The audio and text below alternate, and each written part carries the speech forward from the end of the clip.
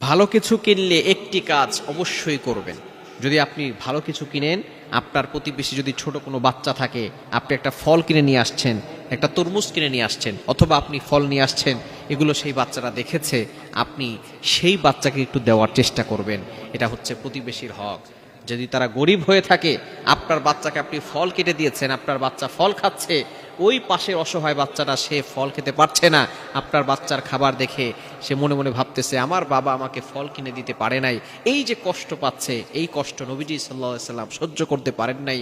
এজন্য নবী সাল্লাল্লাহু আলাইহি সাল্লাম বলেছেন যে তোমরা প্রতিবেশীর হক আদায় করো। যদি আপনি কাউকে কিছু না দিতে চান, ব্ল্যাক কালারের পলিথিনে করে নিয়ে আসবেন, কেউ বুঝতেই পারবে না এটা তরমুজ নাকি ফুটবল, এভাবে করে বাসায় নিয়ে যাবেন। কিন্তু খবরদার, মানুষকে দেখিয়ে দেখিয়ে আপনি যদি না দিয়ে আহার করেন, তাহলে কিন্তু আপনি শান্তিতে থাকতে পারবেন না।